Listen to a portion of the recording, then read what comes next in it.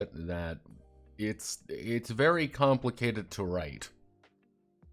However, we are making legally distinct Evangelion, though. Also, thank you very much, Theoran12. Theoran12? The Oran12? Anytime I see THE, I'd never know if it's the or anything else. Always awful. So, did we think of an agency name? Yes, we did actually. I came up with a lot of things because I took a shower and thought. I thought with my brain. And my brain had things happen. It wasn't good, everyone. Also, hello, thank you very much, Spartan, for more slurs. So, what are we doing exactly? What is the basics of the setting? Well, last night I had a revelation, and it came from Gorefield. It came from a Gorefield shitpost game I saw, which is the idea is there's a giant fucking planet on the edge of the solar system. Guess what? It's Metatron. Why are we calling it Metatron? I don't know. It sounded cool. Metatron is just such a an aggressive, angry name. You get what I mean? Like, nothing good happens when Metatron shows up. Like, oh man, some things are happening. No, Metatron is nothing good. There was about 5 seconds, 5 whole seconds, where I seriously debated on setting it in the Crisis Center's world. 5 whole seconds. Now, effectively, what happened was Metatron, whatever the fuck this giant living planet on the edge of the solar system is, sent the first apostle, which was Judas, to Earth. It started doing something, we don't really know, and then everyone fired a WMD at it. However, the one thing that I thought about doing is putting in a thing I was, because I was looking at, like, I need the biggest, most dangerous, like, weapon that we could physically, like, make. And I learned about the Pluto Project. Not Pluto Projected. The Pluto Project, or Project Pluto. Effectively, Project Pluto was a ramjet. It was literally a gigantic. We're going to strap we're going to make a machine that's automated effectively with a nuclear fucking engine designed to carpet nuke things.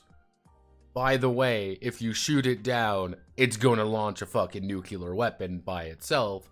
And if since it's a fucking exposed ramjet, if it flies too close to the ground, everything gets incinerated by by literally everything. So I'm like, yeah, we're just gonna throw Project Pluto at it. Why the fuck not? And yeah, we just effectively carpet nuke. I don't really know where I want the idea of Judas touching down, because every option's a funny option in its own right.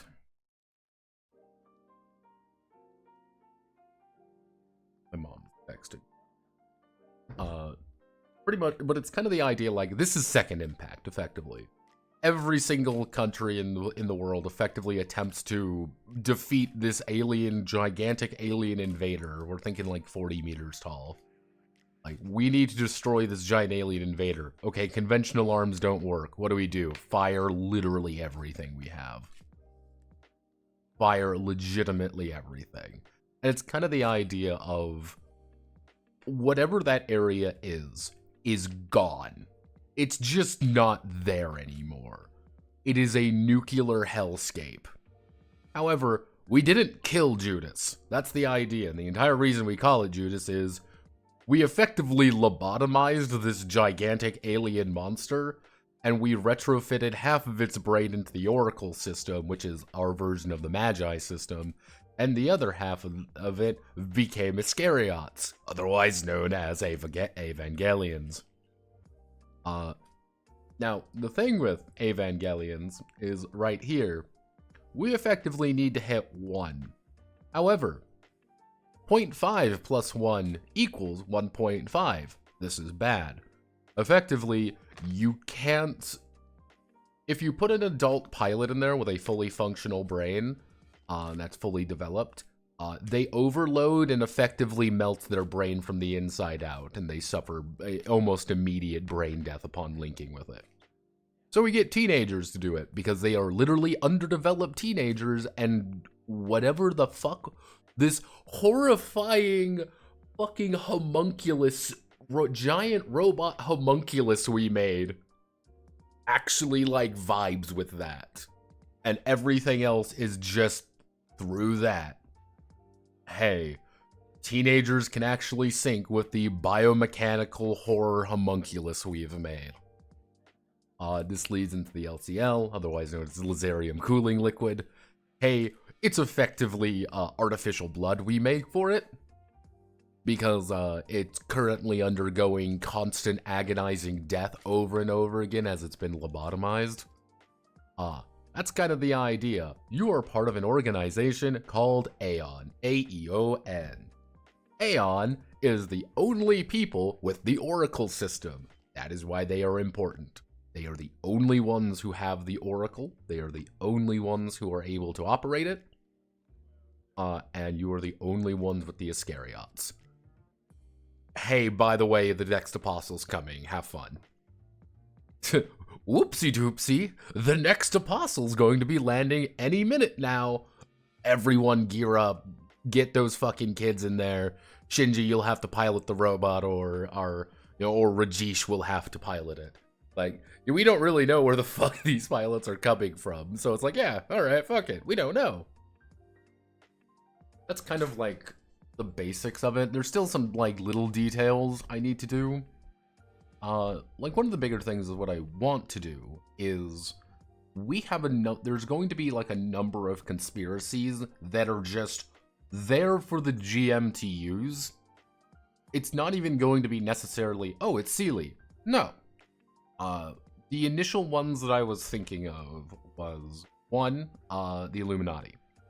Literally, the Illuminati are trying to win this war against a fucking living planet. Trying to kill Metatron so they become gods of the new world, effectively. The Majestic 12 don't want to win, but they don't want to win that well. They want to make sure that everyone is living in fear of one another, so they become super gods, effectively. I was going to put in a completely, it's not Sealy, I swear, who's like, yeah, we totally want to upload everyone into gigantic, the fucking, apostles, because we're gigantic assholes. There's a couple other ones. What I will most likely do is, during development, which this is going to be a tight fucking ship, by the way. Let's not kid ourselves here. For a little bit of context, I need to finish Bridge Commander. I need to get this as close to done as possible in exactly 2 weeks. I leave for Europe on the 13th. This is important. I leave for Europe on the 13th. I will not be here. My flight leaves at 4, so we'll probably be leaving at 1. What'll most likely occur is that we may do a very early stream on Monday. I'm talking about I wake up at 8 a.m. We start streaming to get as much done as we physically can. Try to finish everything up, and we kick it. We kick it in the high gear. Probably all of next week is going to be solely dedicated to this. I'm probably, if things are going according to plan, legitimately I am thinking we do 5 days of streaming. It comes down to it. I don't want to do 5 days of streaming, but we might have to. Because we are doing probably one of the most complicated games I've ever thought about making, and we are trying to cut it down into probably the shortest amount of time I've ever given myself, because there's a hard deadline here. That's the funny thing. There's a hard deadline. But That's what we do best. But yeah, that's kind of the basic. What I plan on doing is asking everybody, probably at the end of this week or even next week, is give me conspiracies. These are people, like, this is a horrifying disaster. There is a living fucking planet sending things that want to kill us all. It is the end of the fucking world. The only people who are stopping it are 3 to 4 fucking idiot children piloting gigantic lobotomy homunculus mechs. Who, they don't know what the fuck's going on. Half the characters won't know what the fuck is going on. And everyone's making power plays. And being like, yeah, who is invested in this? Who's doing things? And it would be kind of the idea of, as the GM, you're kind of like picking and choosing which conspiracies are actually active. Oh man, I bet you the Illuminati's behind this. Illuminati might not even be there. They might not be anywhere near that shit. But if you got a character like, I'm smart, I read the book, I know the Illuminati's gonna be in here. Yeah, congratulations. Sorry, it's Majestic 12 and they just pulled your funding at the last minute because they don't want you to win that well. And that should be kind of like the idea of like what the GM is going to be doing is, hey, Majestic 12 is the ones, running this thing. They want to make sure that you are barely winning because they want to try to convince fucking Metatron, convince a talking living planet that we can beat you. However, it's not in our best interest to do so. Gen AI is experimented by Illuminati converse with the planet via mind effects of technology. The reason we need alien bodies to fight them is because they fuck tech. That was kind of the idea of the Oracle system, of why the Oracle system is so fucking weird, is we are attempting to interpret. It's, imagine trying to interpret, like, how do I want to word?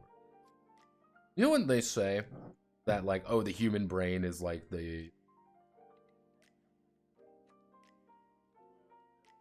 Like, oh, the human brain is like this extremely, like, powerful supercomputer by itself. Imagine we did that with a completely alien intelligence. We converted a alien brain, effectively, into a computer, and we're trying to sort through the ones and zeros it spits out to try to make sense of it. That is effectively what the Oracle system is. And that's why being the head scientist means you have a really weird role. And that's why being head scientist is like a really powerful role as well. Yeah, we're playing XCOM and we turned an ethereal into a desktop. Effectively, it is, we turned an ethereal into a desktop and we keep asking it inane questions that it does not quite comprehend because we lobotomized it. We gave this fucking thing an ice pick lobotomy and then turned it into a computer. And we're like, hey computer, how do we defeat your whatever the fuck this thing is to you? Zeros and ones. Well, we know what its AT field is now. Okay. Like, well, fuck all if I know. Like, that's kind of the idea, is like you are operating on not even the same wavelength as it. We're interpreting whatever it is. That, and if the GM wants to throw in a Sacriel, I want to say it was Sacriel, I can't remember off the top of my head. If you want to have a situation where, oh, the Magi is turning into an angel, or like kind of a situation like that, a little bit more like, oh fuck, we the staff members have to defeat the angel now, defeat the apostle. We're gonna keep calling them angels, by the way. We have to defeat the apostle now because it's in here trying to hack our system because it's trying to kill Judas and replace it. Oh shit. And that would be even like one of the things is like there's a part of me that wants to put like this is the real setting in the back. Like all of this shit is in the back of the book. The only thing that like people would know is like right up here and like half of this. This is effectively what normal people would know. Hey, We know that on the edge of the solar system, Metatron is there. What is Metatron? We don't know. It is an alien. It is something from beyond the colors of time, or whatever the fuck it is. We thought it was a rogue planet entering our atmosphere. It's not. It's something. We don't know what it is, but it's something. And we know it sent something to Earth. We killed it, and we managed to recover some of its body, and here we are now, designing things. Yeah, we don't understand what the fuck LCL is, but the right hand and the head scientist would know. That's kind of like one of the ideas. Like, yeah, the head scientist understands what the fuck LCL is. It knows. Don't fuck with LCL. It's effectively artificial blood. And that would be like information you would have to give to the head scientist almost. And that's what I was thinking, like, we would need just a bunch of different options for what things are. Is LCL the blood of a effectively artificial blood we keep making for this thing? Is it the blood, is it the constant, bleeding, whatever the fuck, of the original, of Judas that we keep locked in the basement? Terminal dogma. Is it completely artificial shit that we use to, effectively create mind sinks, and it's tied to one of the conspiracies that they want to turn everyone into LCL? Ah, shit, we don't know. And it's kind of like one of those things, like, as a GM, in my head, anyway, I see this in my head, is you are effectively, thank you very much for following Ethereal Fairy, say that right. You are effectively picking and choosing what you want for your game. With the, kind of like, oh, here are kind of like the default options, like, oh no, it's this, oh no, it's this. If you want to just play Evangelion, playing Ava is just a set of those options, playing out the exact way you want it to. But you might be, oh, hey, yeah, technically Metatron's coming completely in peace. It was there to literally attempt to establish contact. How often do you stream? I stream every Monday, Wednesday, and Friday, though occasionally I will stream on Tuesdays and Thursdays. Saturdays I stream fairly often. Not as often as I would like, but we usually do something a little bit fancier for Saturday streams. I started a little bit late today because I'm a goober, and I'm like, I'm gonna lay down for a second because my head hurts a little bit. I've been staring at the computer for too long, so I laid down and I had my big thoughts. And big thoughts happen when I sleep and when I take a shower, I've realized. Unfortunately for me, I have not actually been able to sit down in a place and just write in my notebook. Because that's what I actually like doing. I like writing things in a notebook and actually being able to, like, oh, this is what I wrote. That's just how I do. But yes.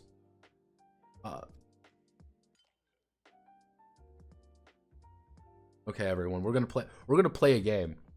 I'm gonna walk all the way back to my dryer, and I'm going to check because your boy Notepad here put his sweatshirt in the washer and accidentally set it to rinse, just the spin, this pretty much wash and rinse, spin and rinse, because I didn't think about it, and my poor coat was soaked.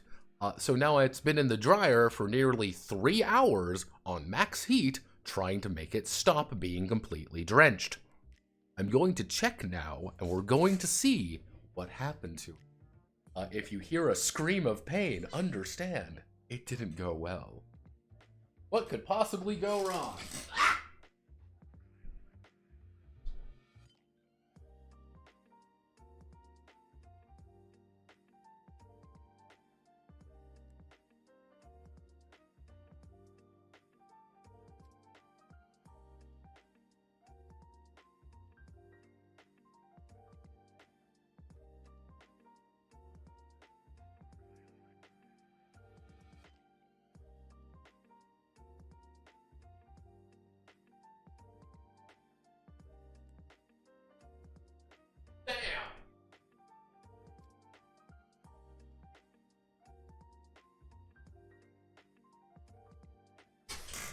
Well, that didn't, It's better than it was.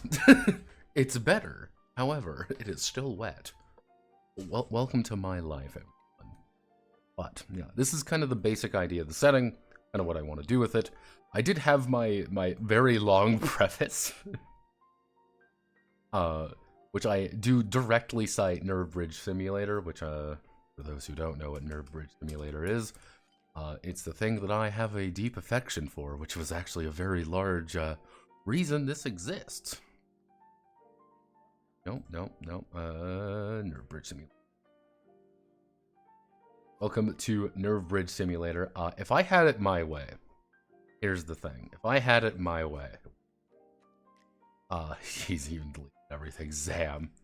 If I had it my way, I would effectively have this guy do all the artwork, because I love this guy's artwork and I think that fits perfectly.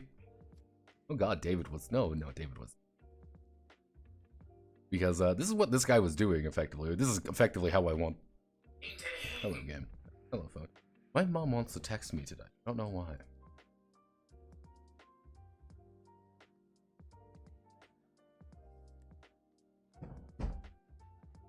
My mom doing the funny where she sends me Instagram videos. Don't have Insta. Nope, you're still not David. Yeah, we lost a lot of people. Good times, everybody. We lost a lot of children. What are we doing? Well, we're going to be... The goal today is to get Central Dogma done, which is the core mechanics of the game. And get everything we need there, including the success chart. We don't need to do the success chart for everything. We're just going to do the basic staff success chart, because that's what we need to do. Schizo notes get worse every time. So... Generally speaking, here is what we need to do. We are trying to get this done and try to explain kind of the most basic ideas. After we get this done, we're going to transition into writing things out, which is going to be a lot of us sitting here and waiting. And crying, most likely. A lot of crying. I'm not gonna lie. It's not gonna be fun in the slightest. And I know it's not going to be fun. A lot of things I still need to do tonight. I need to get all that done tonight. Sucks, because I'm a goober, as you can kind of see here. I still need to finish the Noties script. Yeah, I didn't finish that script. But let's get to it. I want to put it there so I know what's going on. So, Central Dogma. How do I want to start this off? I'm going to start it off like I usually do with Samada, because I like Samada's opening. Samada's opening has a pretty solid one, I think anyway. This, let's see, so, Bridge Commander, Bridge Commander, is a roleplay,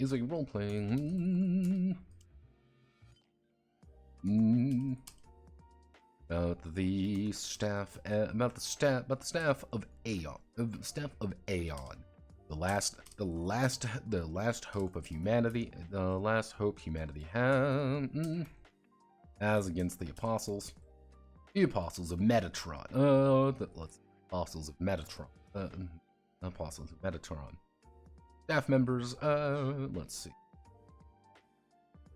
see. Aeon serves as the let's see, Aeon serves as the fashion.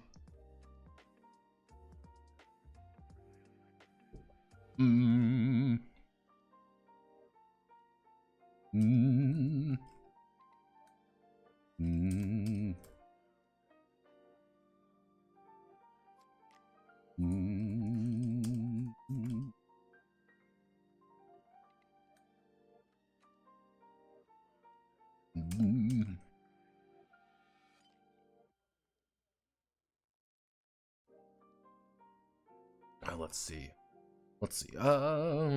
see. Serves as an arm of the United Nations in its efforts to protect Earth against the encroaching threat of Metatron, a living planet. to destroy her. That seemingly is waging a war against Earth. Waging a war against Earth after the Judas incident. After the Judas incident.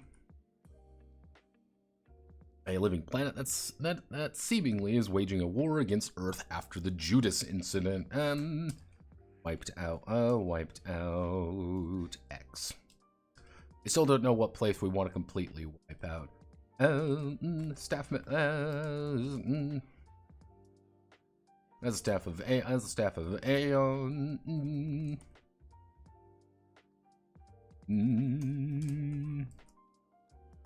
Staff members of Aeon all have different reasons and background reasons for joining.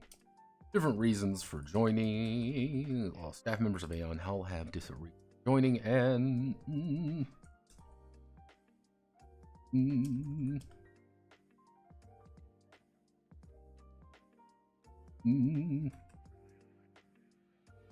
likely in their efforts to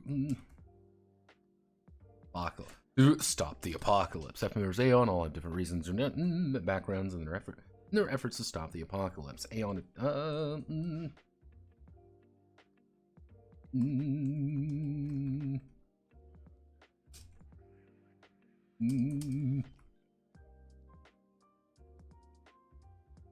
is both a research, military, and civil.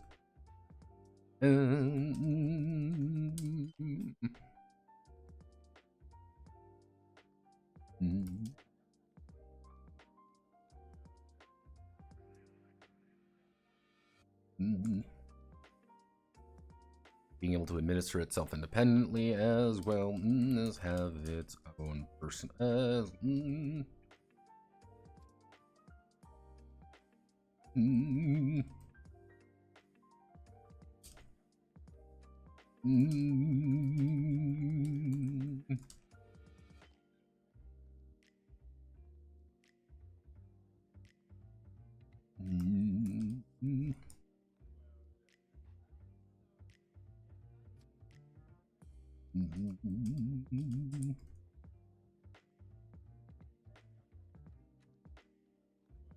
This has not stopped Aeon from being the focal point of numerous organizations who want to control the fate of the world. As staff member,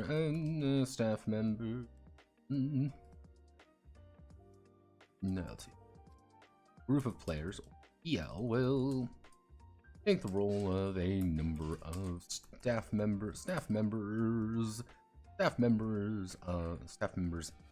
in Aeon. Group of players, EL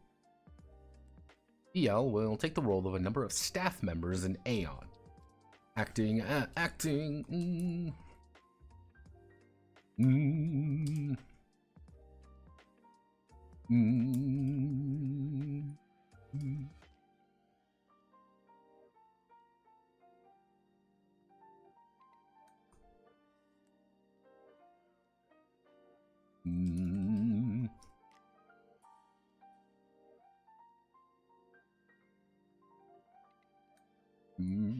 let's see. They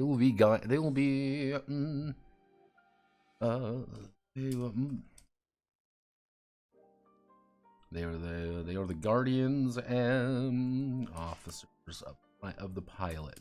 Teenagers.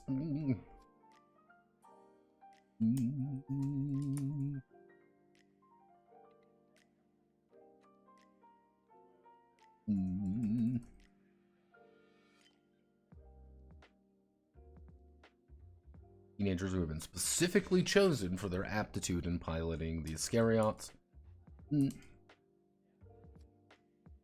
And piloting Iscariots. They are disposable assets. They're disposable assets, but the Iscariots are not. But the Iscariots. One of the PL will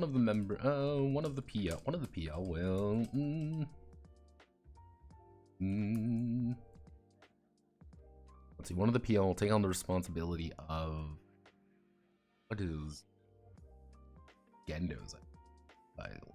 Hey, with that vibrato each sentence. Funniest place to get wiped off the map by Space God. Australia has its tradition. I'm sorry, everyone. Australia has been legitimately reduced to ash. And, like, that's even something, like, part of me wants to do, which is, like, yeah, what gets wiped off the map? We don't know. Just choose a place. That place is gone now. And I don't mean, like, oh, it's destroyed or whatever. I legitimately mean there is nothing left there. It has been decimated. It is gone. That shit is Mad Max at best. It is a nuclear hellscape, and everyone suffers because of it. It has been bringing a catastrophic, ramifications throughout the entire area. This is second. It's effectively its second impact, but we can't call it second impact. See, we could. The funny thing is, we always have to remember that Evangelion takes place. Technically, Evangelion. Like if we, Tokyo 3. It takes place in 2015. Evangelion happened a decade ago now. I want you to remember that. That's one of the funniest fucking things in the world. It's like, yeah, that technically Evangelion took place in 2015 as the far future. So, like, part of me wants to be like, oh yeah, no, this is 2045. Like, this is clearly in the future. Like, so we can have some more fun things going on, if that makes sense. Being like, yeah, what is the ramification of the entirety of Australia being carpet nuked effectively into oblivion? What's the effect of that in the gradual area? What's the effect of the entirety of Italy, and effectively the Mediterranean, let's not kid ourselves, being carpet nuked into oblivion? Like, 20 years on, like, what happens there? That's like, oh yeah, a majority of Southern Europe is now uninhabitable. Most of Southern Europe and North Africa is completely uninhabitable. Oh, hey. What happens if you strike the western US? The entirety of California, pretty much up, like, think about it, like, Victoria all the way down to, about western Mexico. Imagine that just being gone. Like, everything there, like, everything past the Rockies is just evaporated. Like, what's 20 years on? What does that even look like? That's horrifying. And that's kind of the scale of, like, what we need to be doing here. Promise? Bad Spartan. Complete gigantic nuclear hellscape. We can't be saying that's a good thing if it's Californians. What is actually Gendo Ikari's role? This isn't even a good one. Like,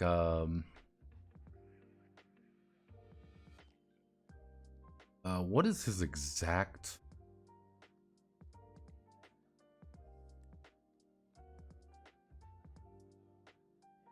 What is his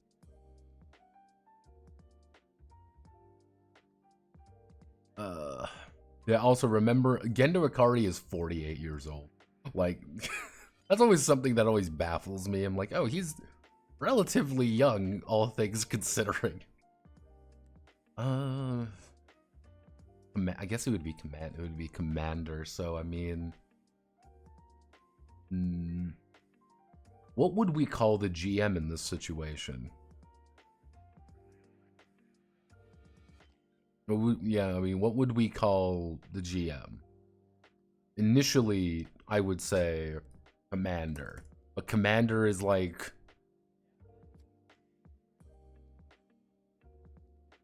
Effectively, commander is going to be like one of those roles that are very open-ended. I'm going to have a few like very sample commanders. Like, effectively, It's going to be the various members of the Evangelion staff just as commander now, effectively.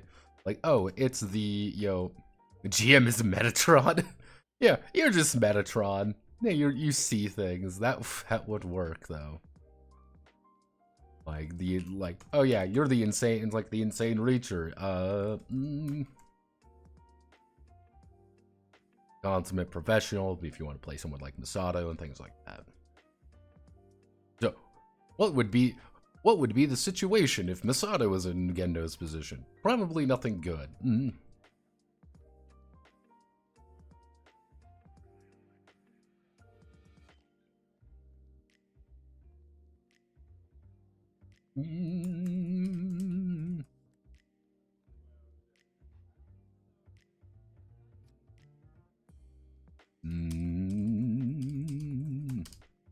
The antagonistic force and scribe of the Book of Life. Because remember, that's Metatron's actual role in theology, is that he is the scribe of the Book of Life, which is the summation of all things. So yeah, no, that's actually very appropriate. If I want to be...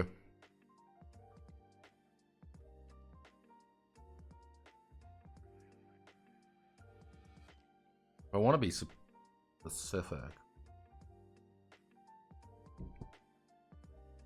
Because, like, a weird thing is, if you go off certain... If you go under certain ideas, it's,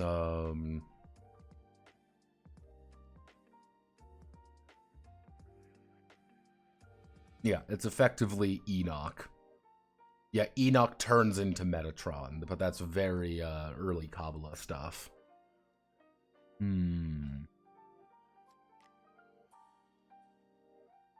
That would be, it's just like, yeah, yeah, congratulations, you're Enoch. What does that mean? You're Enoch. No. Well, like, yeah, you're Metatron. You are the antagonistic force and scribe of the Book of Life. That is something you can do to fuck with people, though, where you have one of the pilots show up, and what's his name? Enoch. Are you good? Are you bad? What the fuck?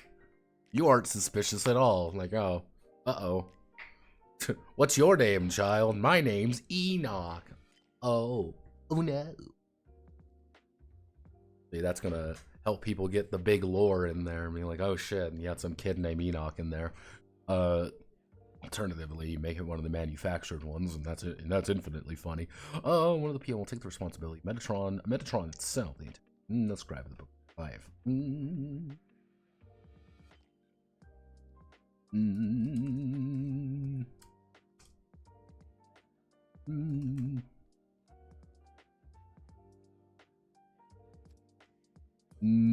As Metatron, they will.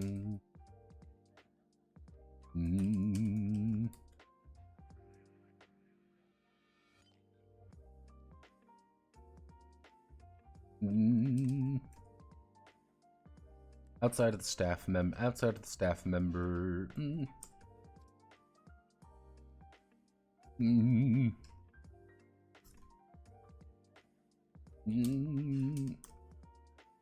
Even forces they may not even know about. They may not even even forces they may not even know about.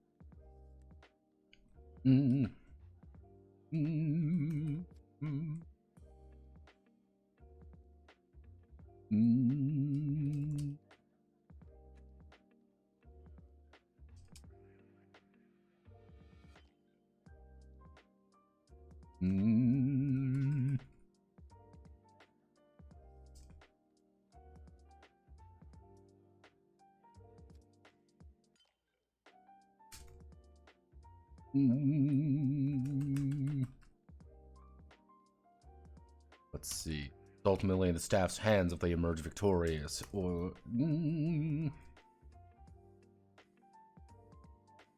fail at the 11th. Let's see. When starting when.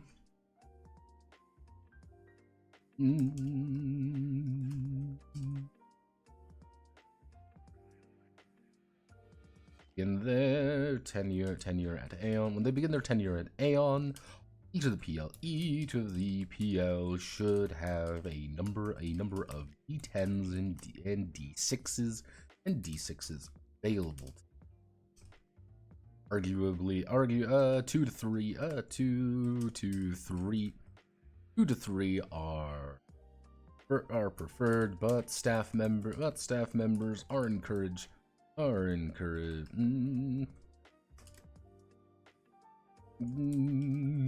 see. Staff members are encouraged. 2 to 3 are preferred, but staff members are encouraged to share amongst one another for the betterment for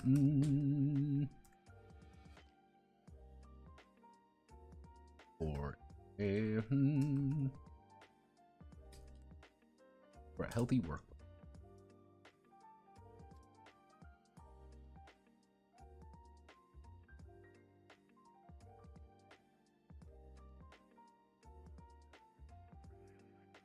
Also, for the one person probably interested, we are using Zen Antique for the heading, and we are using Mireko for the body font. One thing to note about it is that I do have it at 0.75, so I should change it. Go, I'm just gonna... Why are we doing this? Because I can.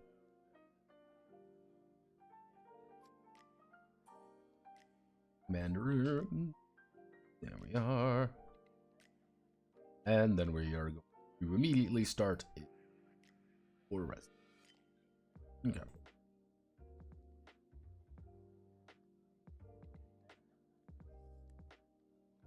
Hot take, the original Evangelion was fun to watch, was a giant wank fest for the creator to wank on teenage angst.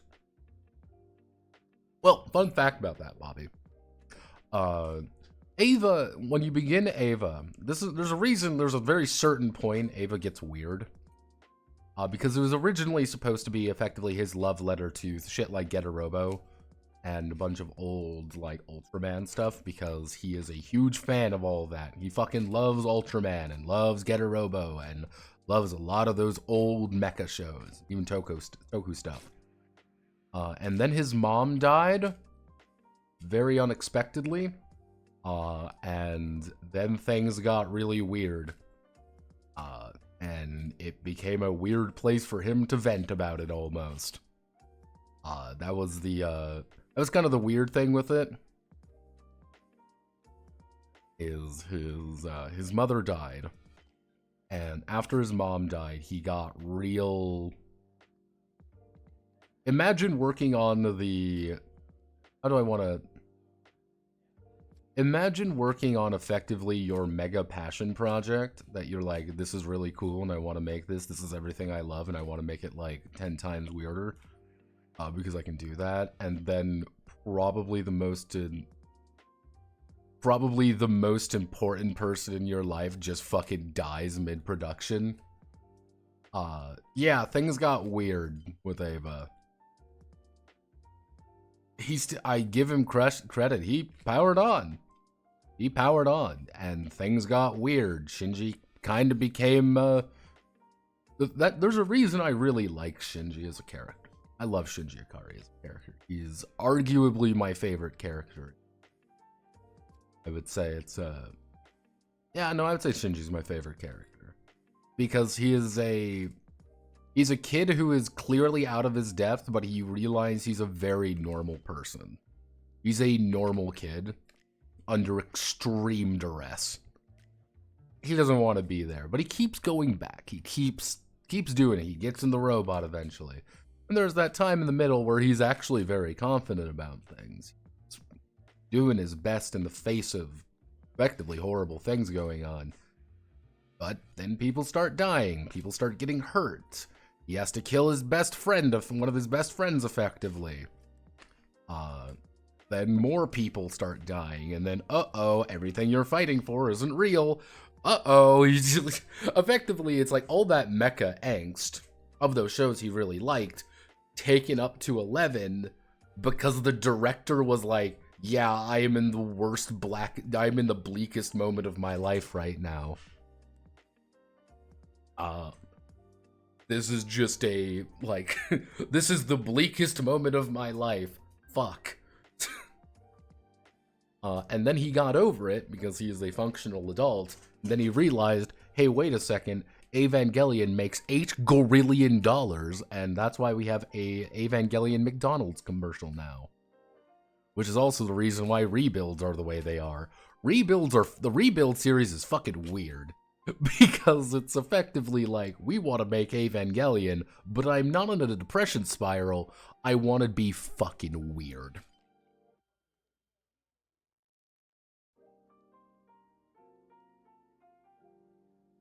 And that's why you have characters like Mari, who are legitimately designed to be anti-Evangelion almost. Like, they're not supposed to, like, Eva characters aren't supposed to act like Mari, but they do.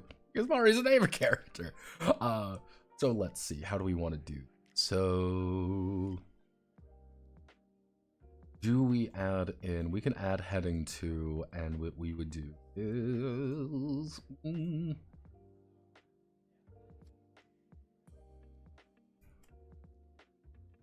we're gonna add a single, a horizontal line.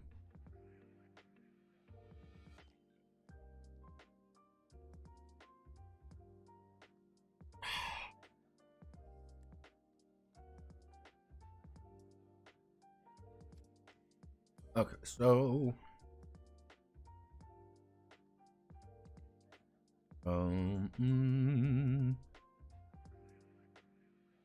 whenever a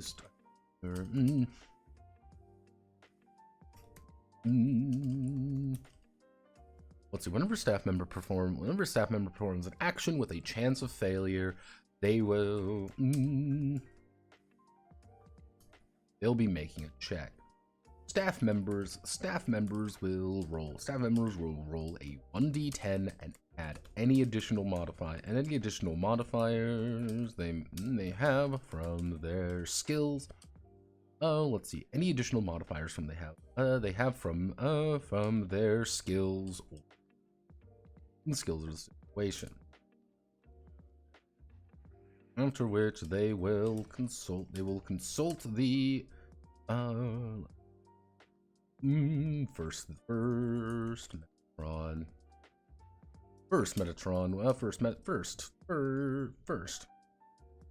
Metatron will announce the difficulty. Then staff members will roll a 1d10 and add any additional modifiers they have from their skills or the situation. After rolling the staff member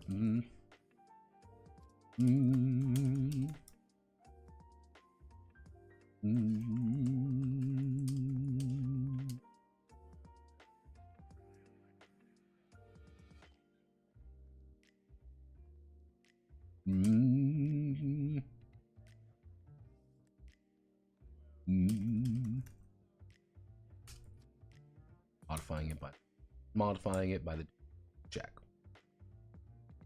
Modifying it by the difficulty of the check. So we have this chart right here. So we're going to insert table. Actually, insert table.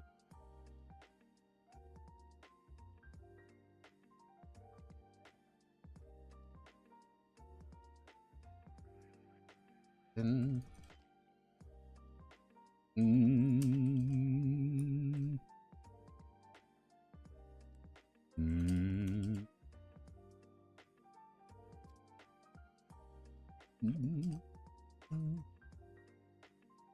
let's see. Checks only require one success to pass.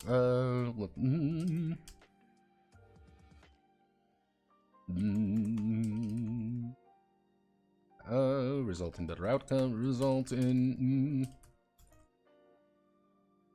Let's see. Checks only require one success to pass, but additional successes result in better outcomes or more resources for the staff member to use. So what we need to do, I like that. We're going to table property. 3.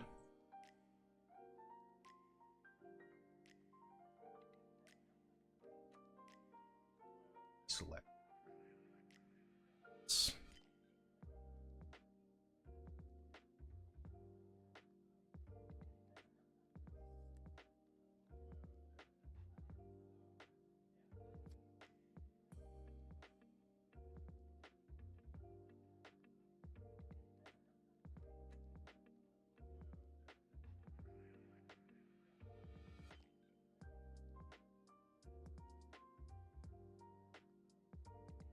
So,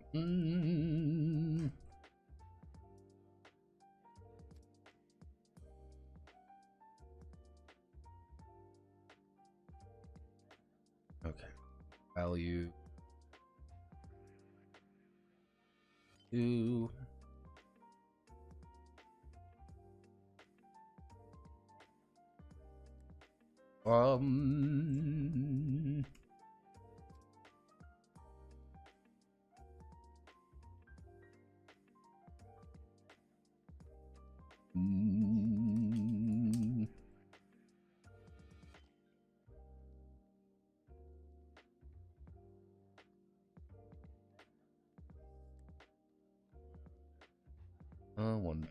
One to two, 1 to 2, 3, 4,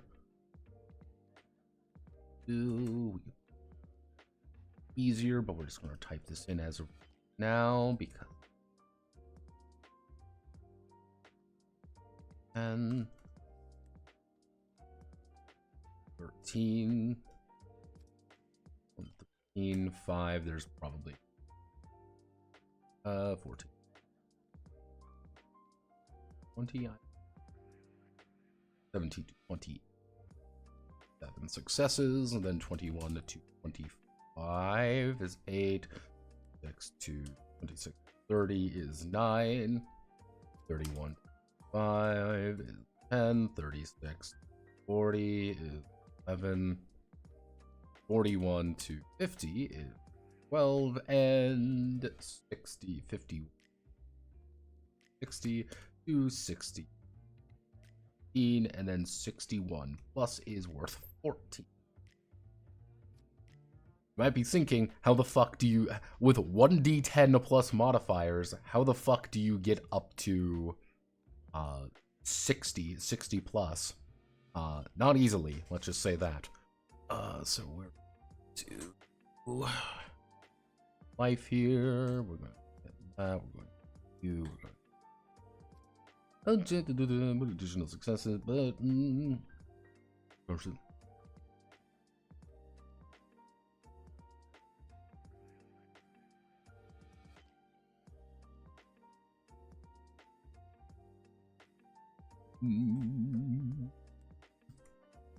there's only require 1 success to be successful. Actually,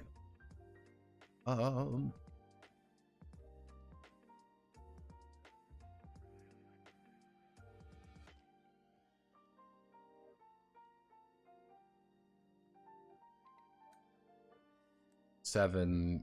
Can we modify 8? We modify you to 8, but height, can we make you small? We can make you small, actually. Something like that. Yes, we can. Yes, we can, everyone. We do that.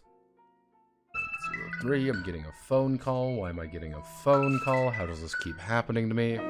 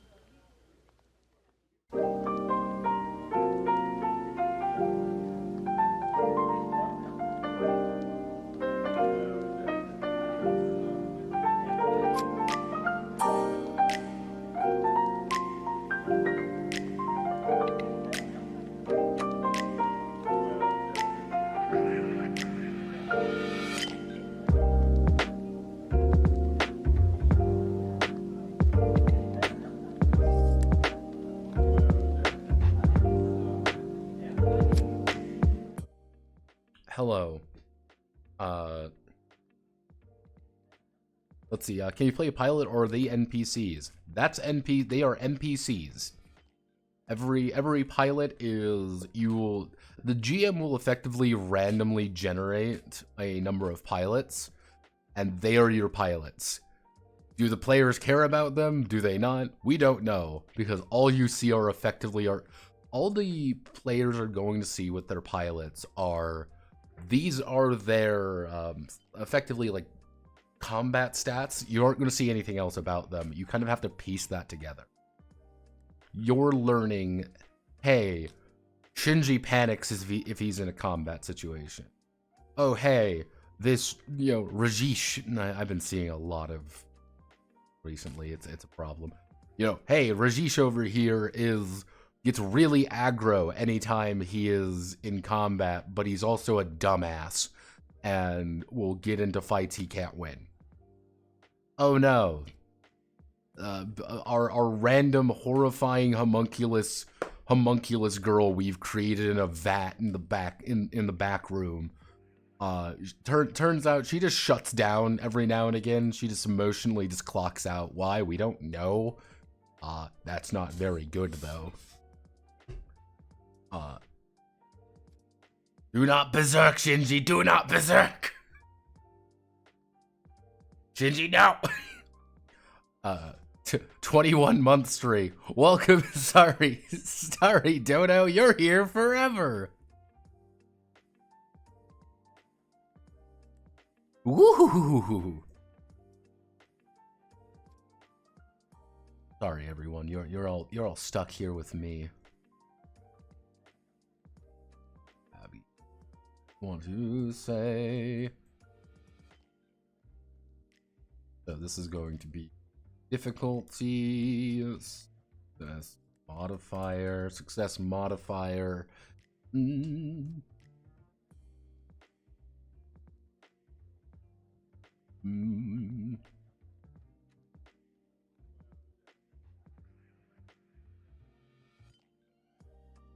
Simple.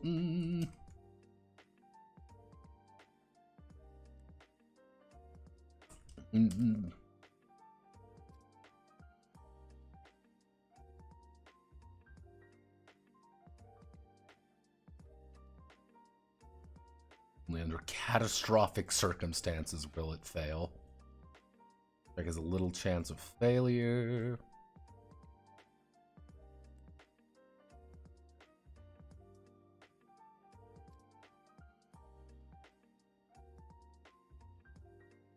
Then we go to average.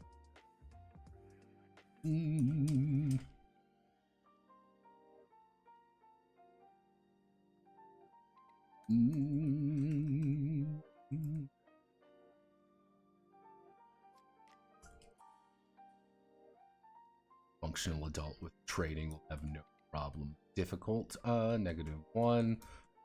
Flex.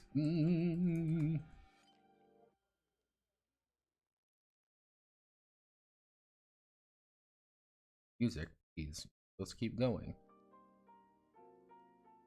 Then we do, so let's see, difficulty. The way this is organized is a little bit different than I usually, so that's fun. Let's see, so difficult, complex, hellish, nightmare, I guess.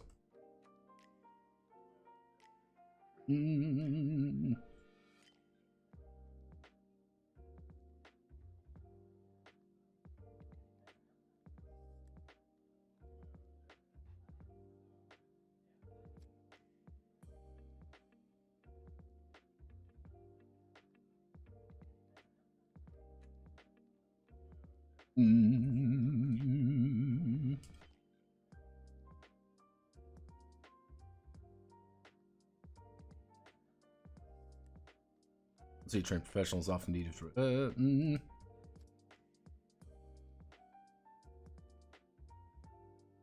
see.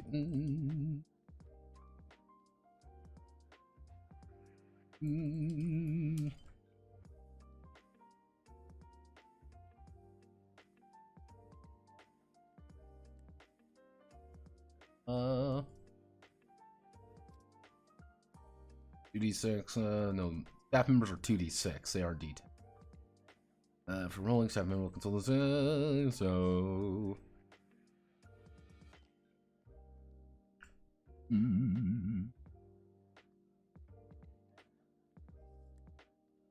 Trade profession will almost always give consistent results.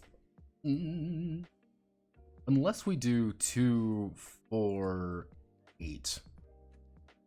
So it's kind of like the idea of like, yeah, nightmare difficulty things you will not succeed. Because hope is fleeting, everyone's going to die. It all comes tumbling down, tumbling down, tumbling down. Sorry, I have to, I'll have you know that the, this year's noties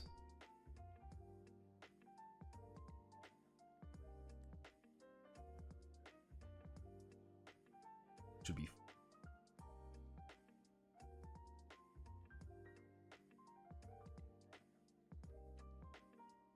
So if we do this, so with the -8, the idea is you effectively need a 21 or greater to, actually, you need a 26 or greater to get 1 success. Fucking 1. Let's see.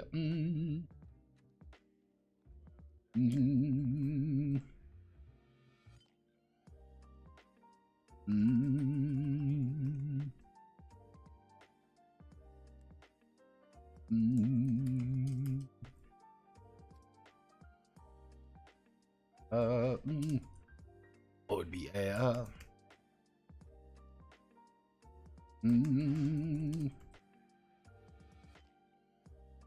veteran in the field will struggle.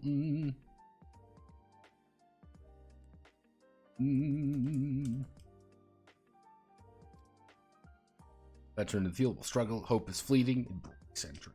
So we do something like this. So this is the most basic system. It is just d6, 2d6. That's all you got to do. So, for example, I'm going to make a check right now. All right, everyone, I'm going to make the check. I rolled an 11. I've got 5 successes. Hello. Hello, phone.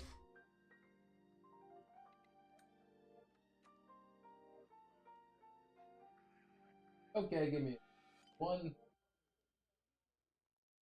Trash out. Discuss among yourselves. I will be back in like 5 seconds.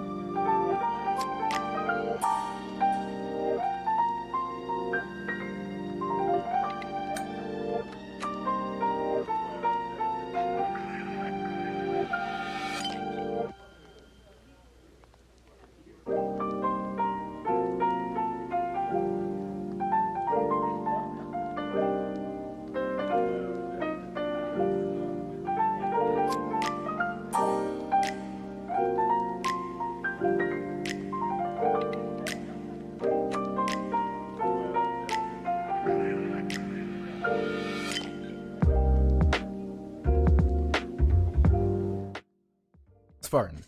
No. No slurs. Only facts. Fun alternative for coffee. Okay. Let's see. So,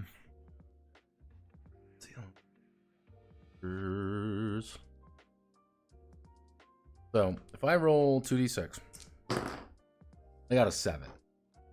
With the 7, that means I scored 3 successes. It's a complex check. I only score 1 success. It's hellish. I technically have -1 success. I mean, if we want to, I guess we could do, which is, you failed. Like, this is clearly the you fuck up fail.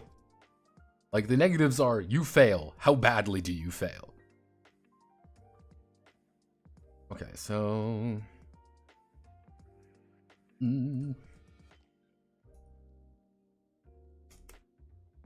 Why don't we make this its own section? We make this heading to decisive action.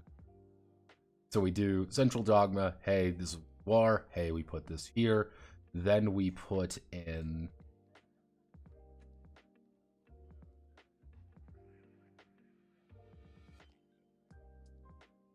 Uh-oh, you're not supposed to. There we go. Then we do...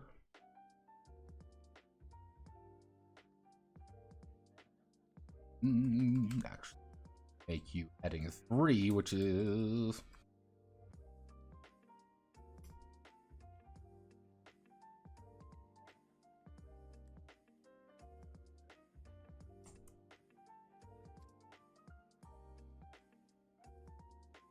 decisive action, because we have to capitalize everything when we're doing thing.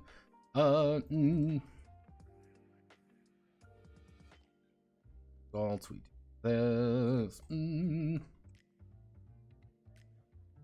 When a staff member.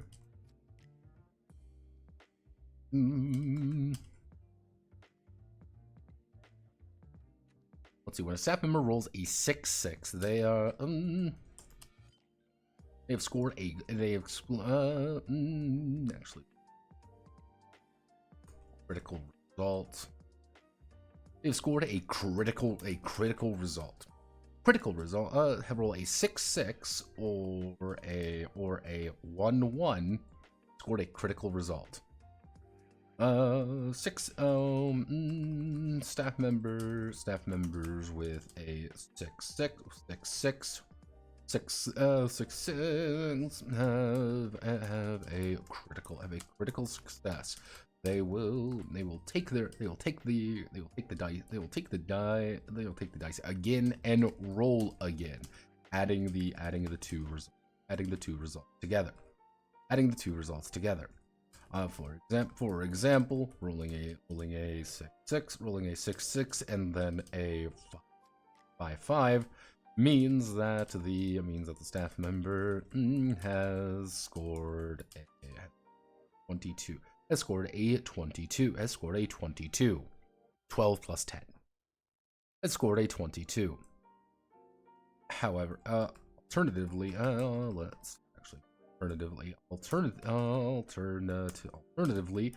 score rolling a 1-1.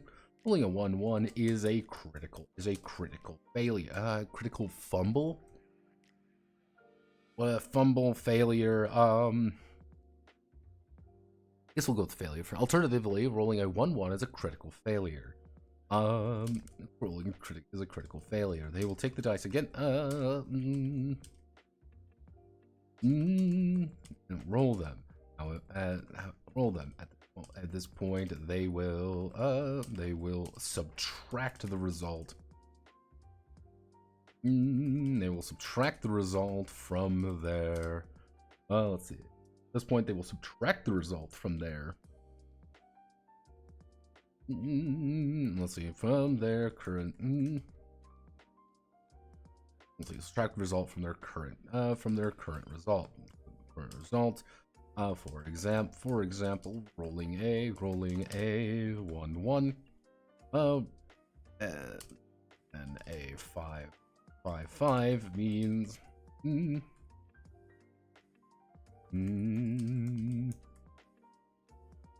it scored a -8, as you literally rolled 2 minus 10, has scored a -8. Has scored a 20, scored a 8. Okay. There.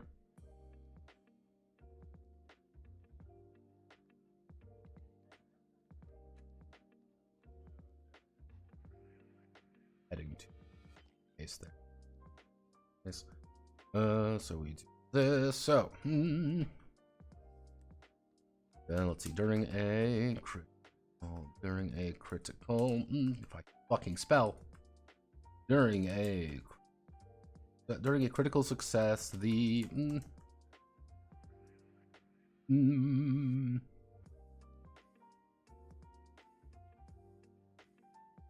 I believe rolling a 1-1 is a critical fumble. Let's see. During critical success, the staff member cannot fumble, thus rolling a 1-1 on the second roll will not incur any major flaws, any major issues. However, the staff members are able to continue the critical success if they score another 6. They score another 6-6 or score another 6-6. Again, rolling again and again and again, rolling again until they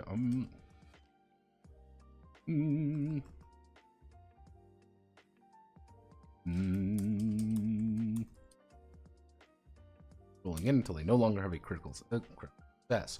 Critical fumbles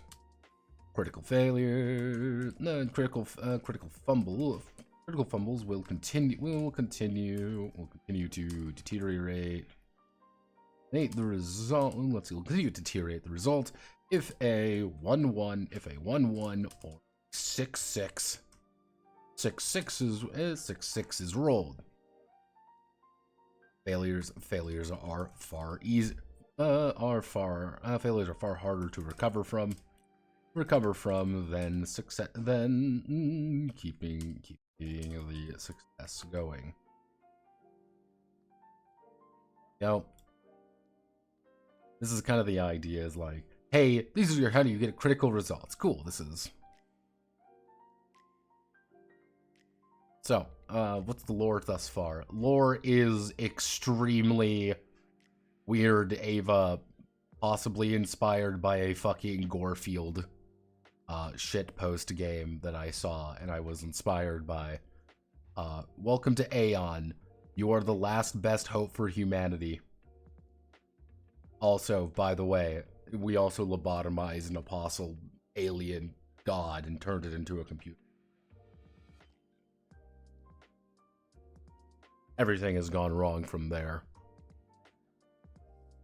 Right now, we're kind of debating on we're debating on what erased it, what got completely fucking erased for Second Impact. Because the entire idea is that we threw the Pluto project at it, which is we threw a tactical nuclear death ball at the problem, and we managed to incapacitate it enough so we could lobotomize it. It didn't really do much else after that. So here we're going to talk about focus. Focus and stress. So, during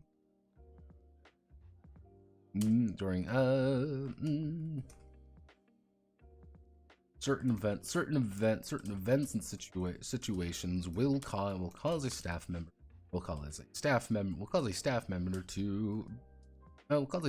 to start focusing or stressing out. focus and stress. Focus and stress increase the critical result range by 1 respectively. By one per focus or stress. By 1 per focus or stress. For example,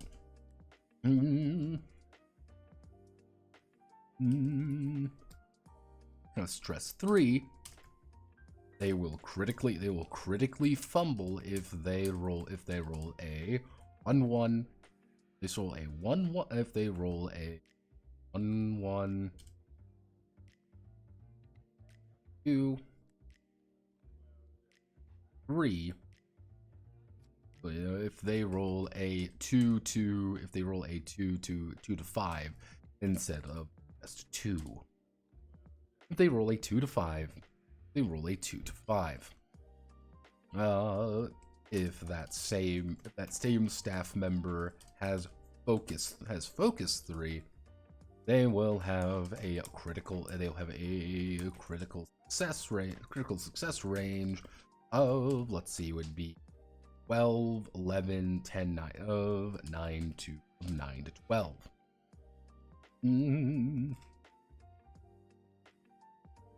Focus and stress do not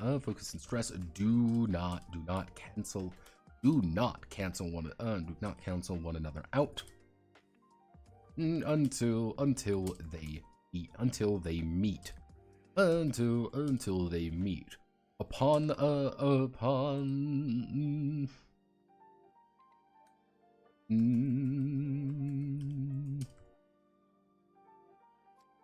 the two meeting, any additional stress will consume focus, but focus will never consume stress.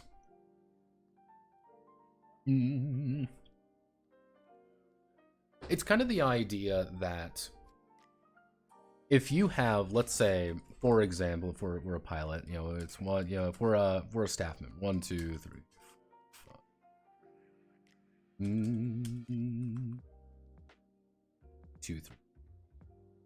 2, 3, 4, 5, 6, 7, 8, 9, 10, 11, 12.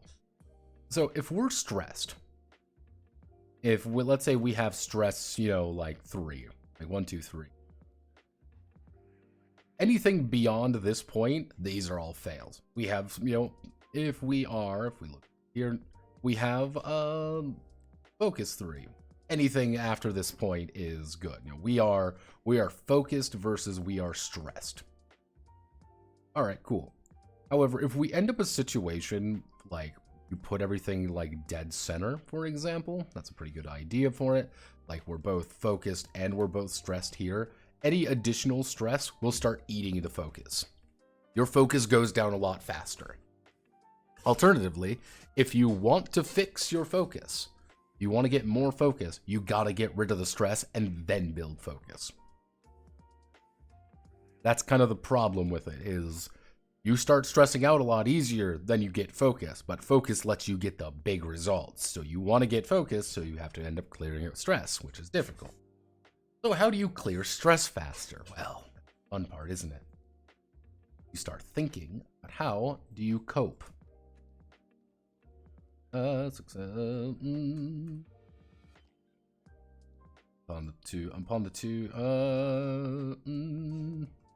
two sides of meeting, any additional stress will consume focus. Will never consume.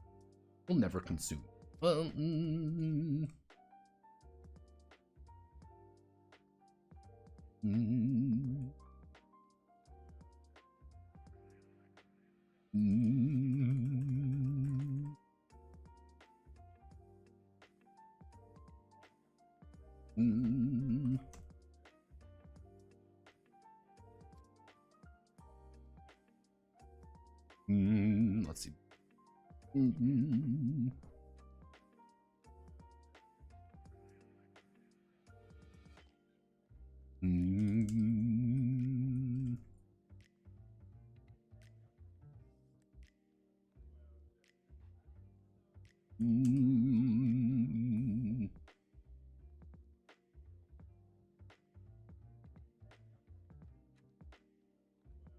Mm.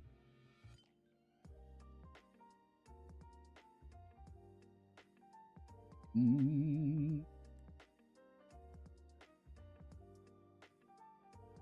However, upon staff member reaching 12 stress, they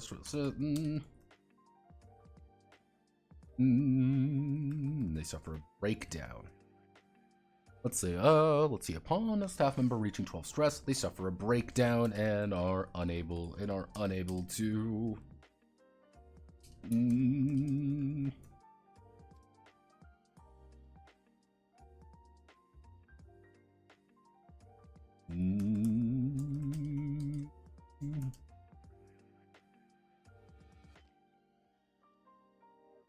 achieving 12 focus allow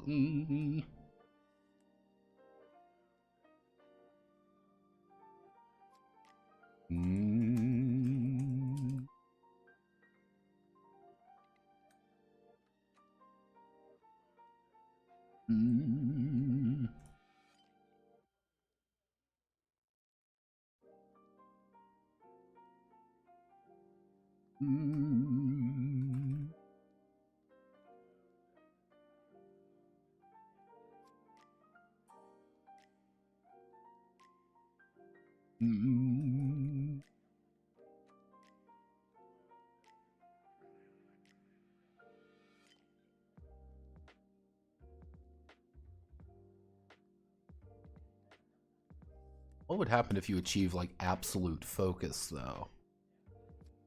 Like, that's the question. What happens when you achieve just complete focus? I know what happens with pilots. Pilots is that at that point you start getting into sync stuff, and LCL you start turning into Tang. With staff members, that would be like you effectively, like, that's a good thing. You've entered, like, complete Zen. You know exactly what's going on. You are at your you are at peak efficiency right now. You are at you are perfect at this moment. What would be a good way of wording that? We could do you instantly succeed at the next check. Just no matter what you do, you get 10 successes. Like, 10 successes is... Yeah, no, it's like, you treat it as if you rolled, you treat it as if you rolled 30 or something, so you already get 9. Even if you are at Divine, you will score at least. Yeah, that works.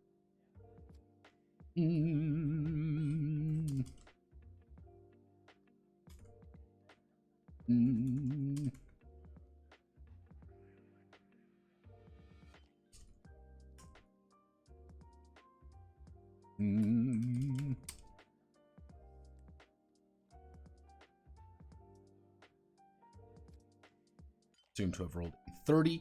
Let's see. They've entered Zen. Their next check is assumed to have rolled 30.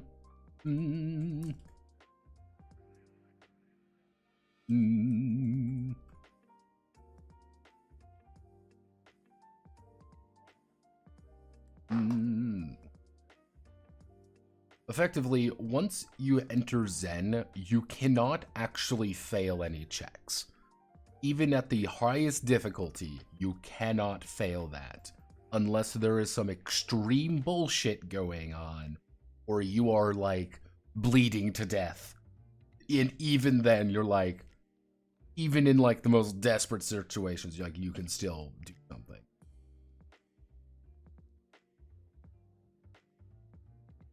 Still have that chance of failure, but you'd have to roll, like, snake eyes. Kind of like the idea, like, I like the idea of doing it once and then you just go down by... I think that should... It's like, you've hit perfect and then you lose. We doing Hedgehog Dilemma? Kind of the idea is... This is all just staff member stuff.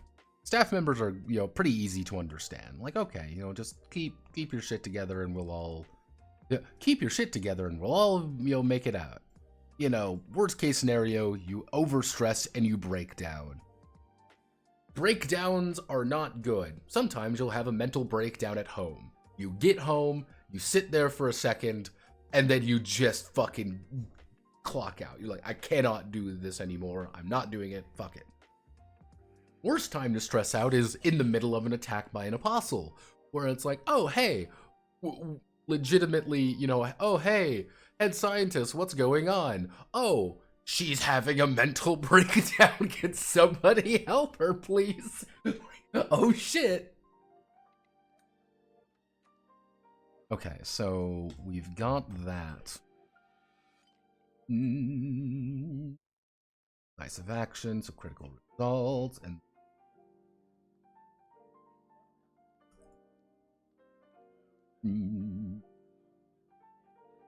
sometime.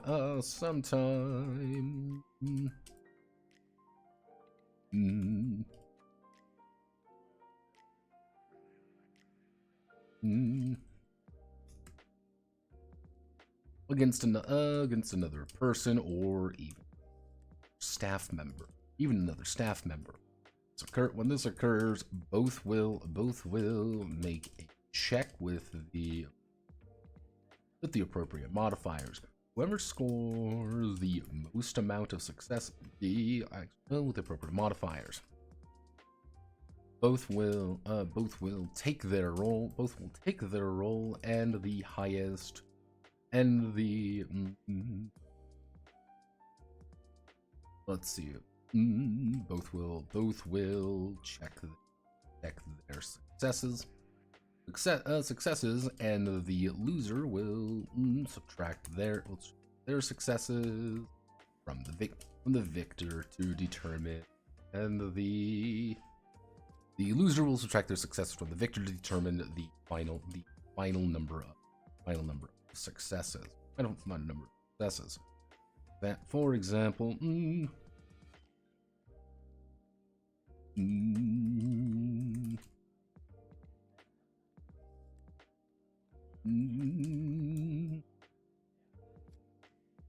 arm wrestling match.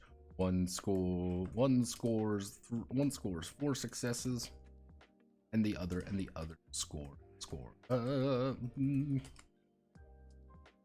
3 successes. The first would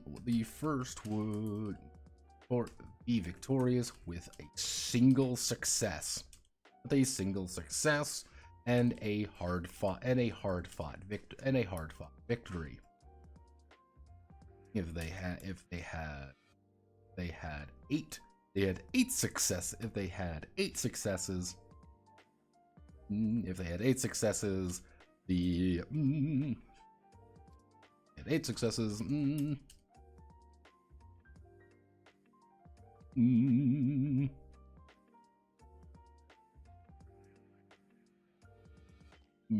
Far less even. If both sides, let's see, if both sides score both sides have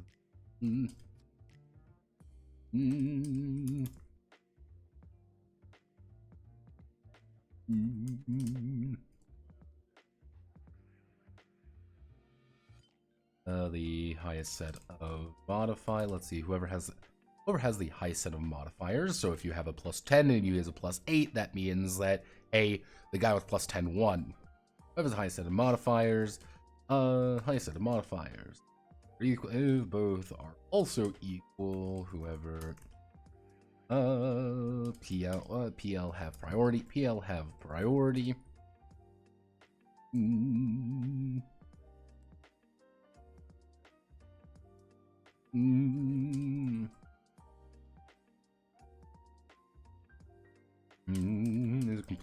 Is a complete check. Very, very kind of simple one. I mean, like, yeah, when in doubt, just reroll the check. Like, just reroll everything. That's kind of the, hey, you don't really have a good, there's no better option here. Just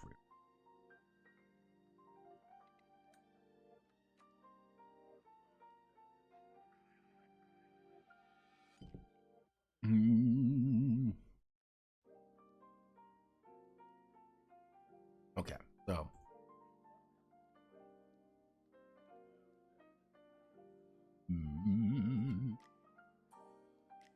easy enough to understand. Now,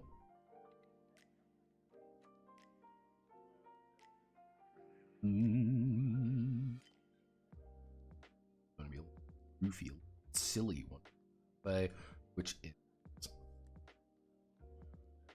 you're real fast. There's no text, contents, the setting part. Yeah, good job, Notepad. You're saying,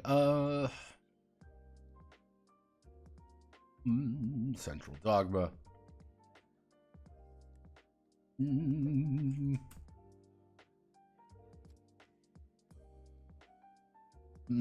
Staff members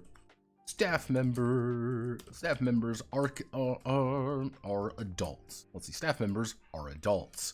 They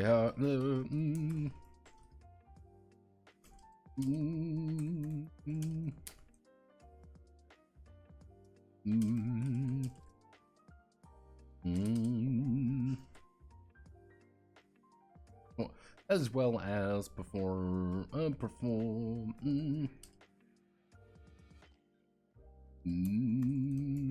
there's Aeon hires the best.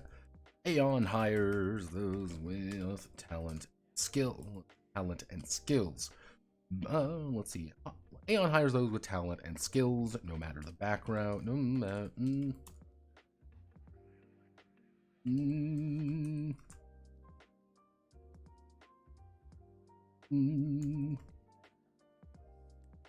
Would say, let's see. Aeon hires those with talent and skill, no matter the background. So, how do I want to do it? It's chaotic result.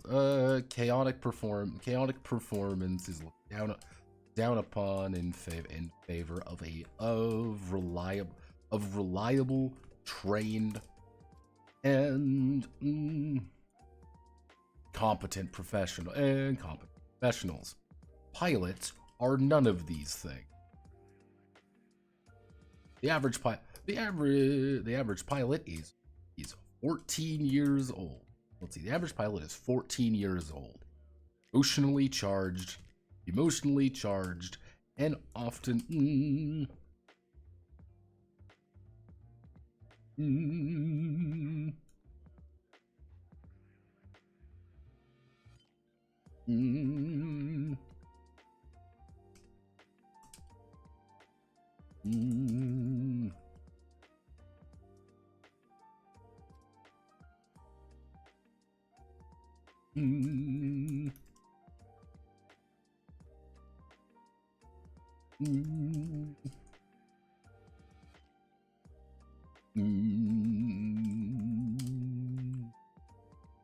Extreme is how they function.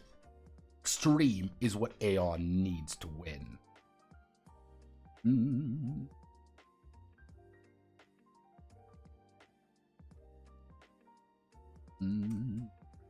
Thing pilots follow all of these. Pilots follow all the same rules as the staff members, but instead of rolling 2d6 for all of their checks, they instead have a d10. They have a single 10. Pilots are more will fluctuate more readily. With higher chances of critically succeeding or fumbling any check they make.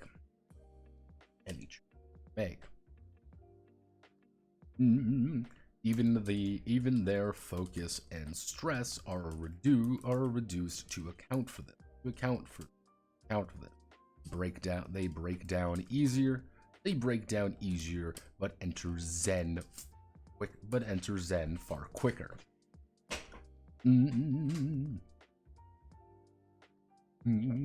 But enter Zen. Competent professionals and scenarios. Pilots are none of these things. Pilot is 14 years old.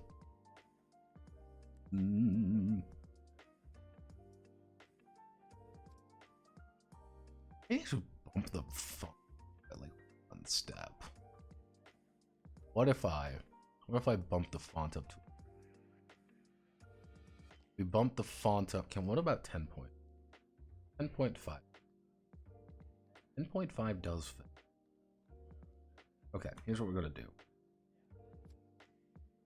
We got this 0.85. We're going to do this. You match at 5.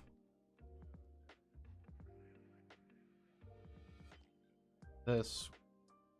I'm just a little. I said just a little.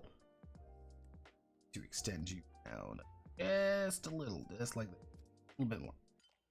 A bit more. No, no, too much. Nope, a little bit more. Little, no, no, no, no, no, no, no.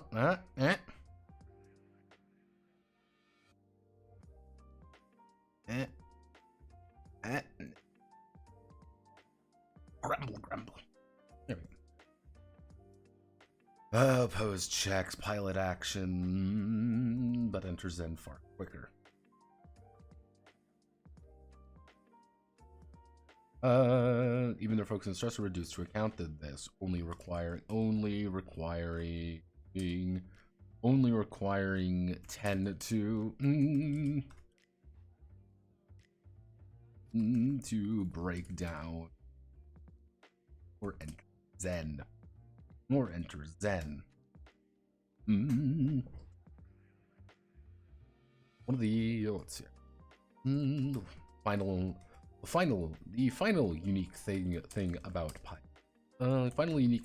pilots are that Metatron will be making actions a majority of let's see, will be making their actions a majority of the time. The only time these staff members will be making their role will be making any checks on behalf of the pilots is when they are being directly ordered by them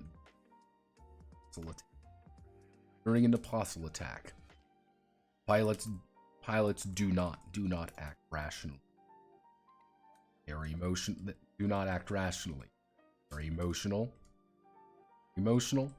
They are volatile.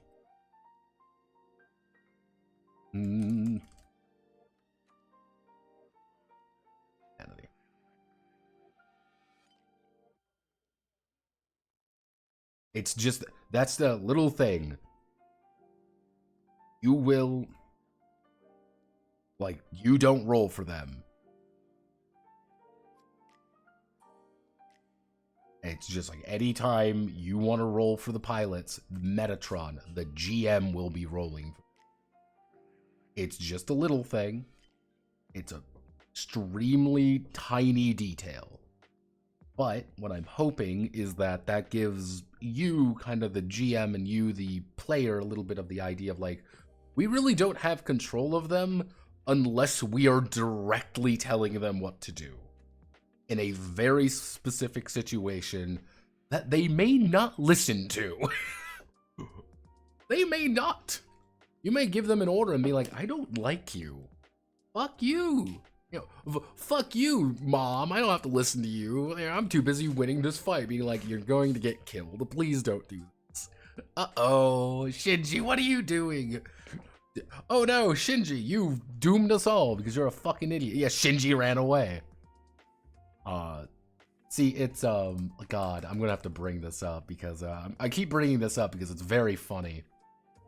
I'm gonna bring up Nerve Bridge Simulator again to potentially the funniest fucking scene in the very first Nerve Bridge Simulator. Just to give you, I believe it was either 1 or 2. Let me see if I can...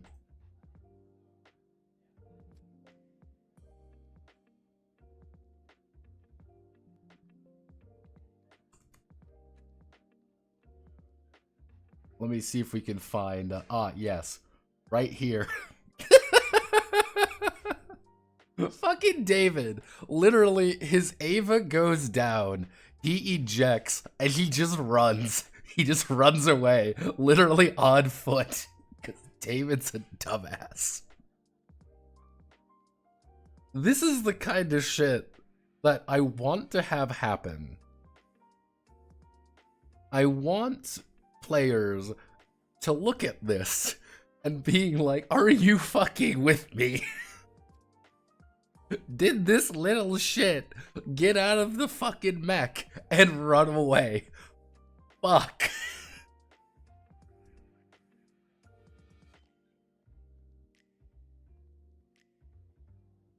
Like, just like, oh shit. Again, you understand why I would want this guy to do this. God fucking David. God damn it, David. Every time I am reminded that David was hilarious, was a funny character. Because, and it's the exact same thing here, what I want to have happen, is people got annoyed with David, because David kept fucking up. But they got annoyed at David, because David was a coward. But he was also extremely brave in certain ways.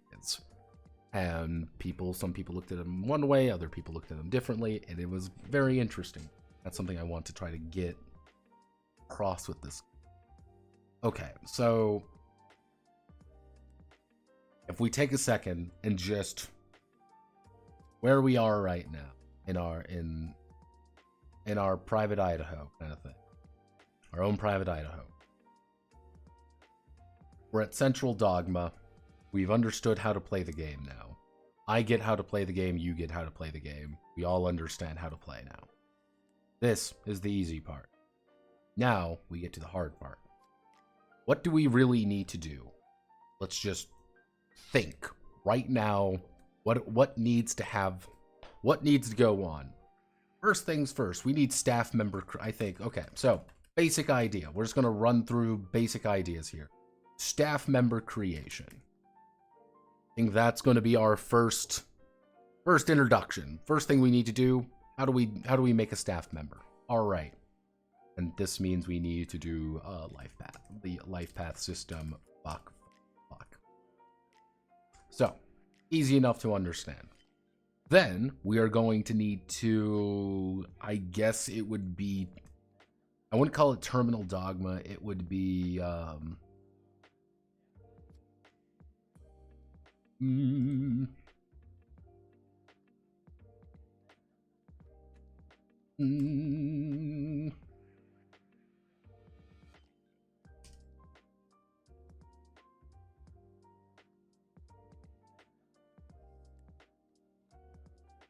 so base time, and that would be explaining what we would need. Actually, no, this would be explaining the roles, and then this would be explaining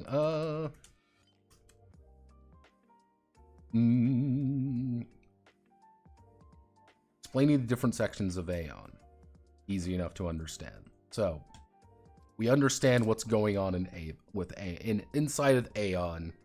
Here are all the different sections. Science division, here engineering division, here kind of central command, things like that. What happens in each of these? What are we trying to do? Well, we need to build orders. I need to get as many orders as I physically can to make sure these fucking kids do their job.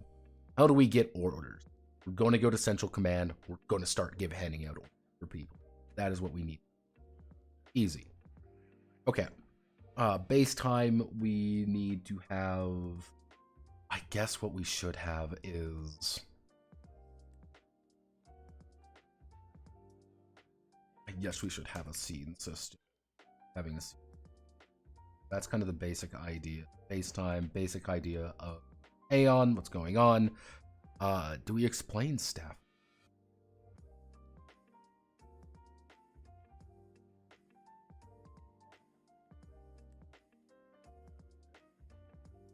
Kind of like, yeah, this is your personal staff. That's kind of the idea there, is like, here's your personal staff. Here's your, I don't know how we want to, do we call it a team? That's what it, in a completely corporate sense. I'm trying to think about it like a how do I want to, in a UN effectively sponsored secret organization, semi-secret organization, you have everyone's important, and then you have your team / team members. It's people that directly answer to you. That's kind of the idea. Misato's got the bridge crew. Ritsuko has some of the science team. Like Kaji doesn't have anyone because Kaji is an envoy. That's kind of the idea. The entire premise of Kaji is that Kaji's doing his own thing. He doesn't have a team of people to work with. But the head technician would. He has a team of engineers. The chief physician has a group of people whose job it is to do that.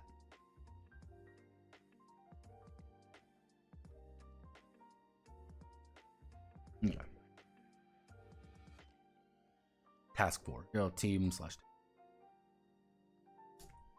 like that. We'll decide on a name when we get to it, but that's kind of the idea. Then we do, we'll call it Apostle Attack, which is how to, pretty much, Danger Zone, which is effectively, how do we do Danger Zone shit? What the fuck is going on? Disaster, Apostle has shown up, we need to deploy now.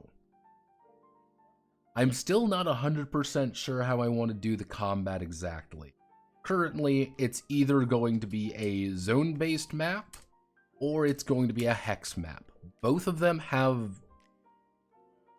are very valid. Then it's going to be the idea of Iscariot deployment. And then pilot management.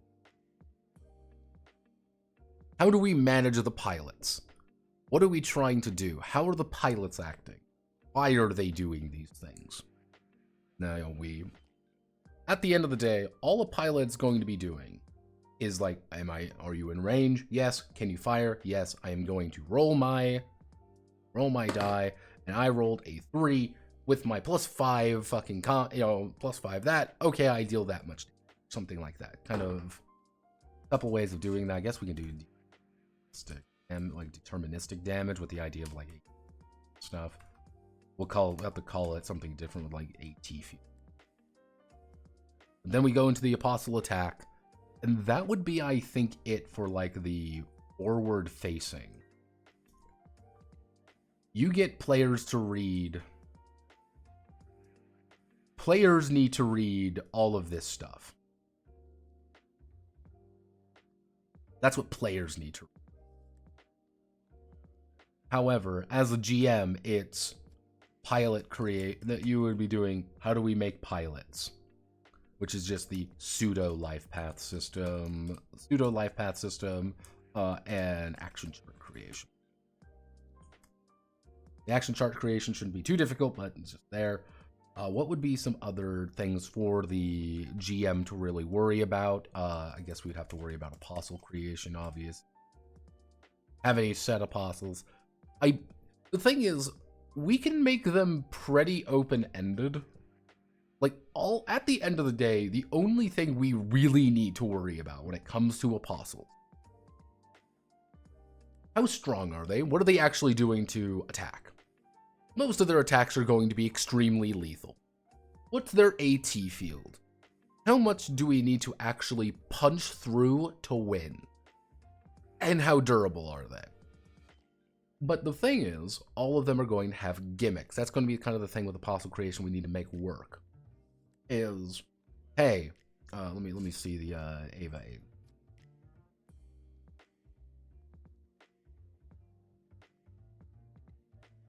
Like Ramiel, for example. Ramiel, screaming polyhedrons, they're scary. Then Ramiel is fucking horrifying because all Ramiel does, all this creature does is float menacingly towards you and shoots a death laser at you. That's all that it is. The problem being that it's effectively impossible to penetrate. Okay, how do we defeat it? Well, we got to open it up and we got to do a bunch of different things there. Hey, how do we fight Sahequel? Saquiel? How do we fight this thing? Oh, shit. This is a horrible space creature that we need to literally shoot out of the sky. Like...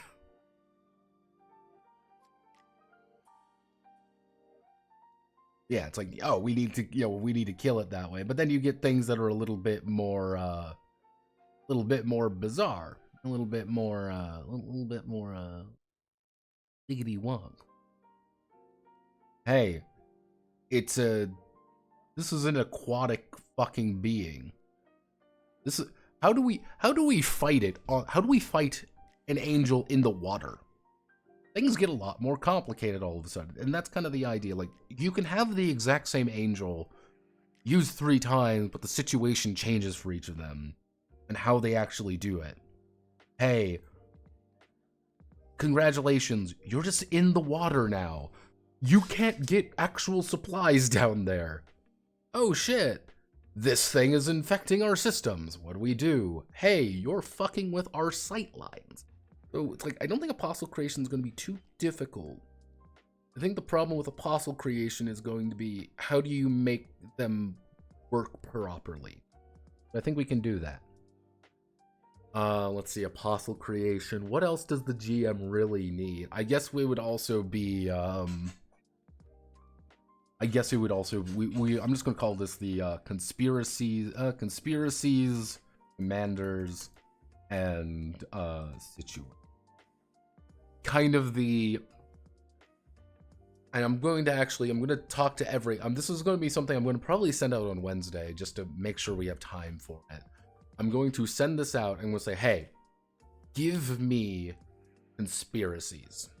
Give me ideas for gigantic, globe-spanning, apocalyptic conspiracies. Illuminati, Majestic 12 shit, any of that shit. Sealy effect.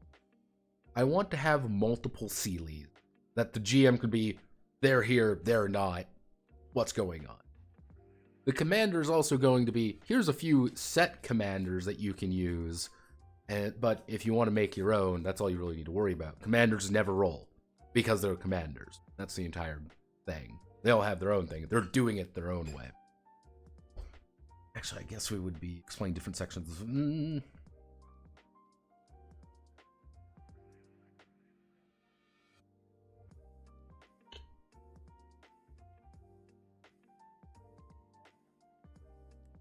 Put out a bridge commander development kit later. Reap the benefits.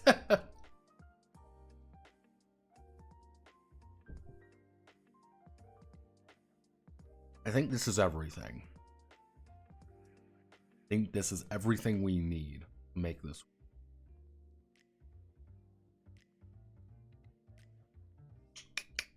Actually, no, it's not. That's actually a very interesting question. I guess we would need to put in... Actually, what we could do here would be...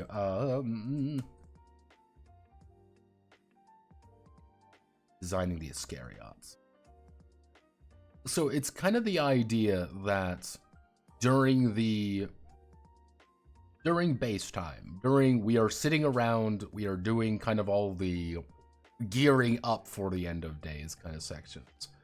You are trying, you know what's inside each Iscariot. You don't know the pilot though. Certain pilots, because the thing is, if you know a pilot, this pilot is completely bonkers with melee. They are really damn good. They want to get into melee. They want to fight like that. Staff members should feel encouraged, especially if you're like the head technician or something like that. You should feel encouraged to say, hey, let's invest in his Iscariot. Let's invest in that mech. Let's bump up its armor. Let's give it a better weapon. We need to design some new weapons. We need to design some new things for them. That's the goal. That's the plan. That's what we...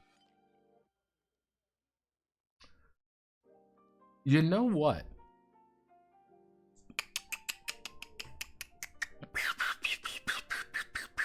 I got an idea. Bingo, bingo. We could steal some shit from Ad Ava.